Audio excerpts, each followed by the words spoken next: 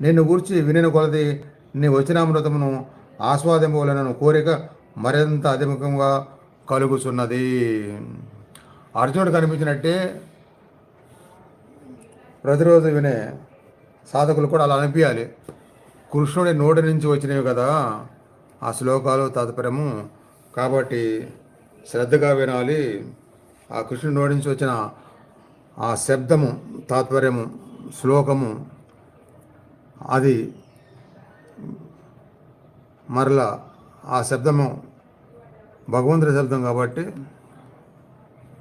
విశ్వంలో ఎప్పటికీ ప్రకంపన ఉంటూనే ఉంటుంది అన్నట్టుగా అవి కూడా విశ్వంలో కలిసిపోయే ఉంటాయి.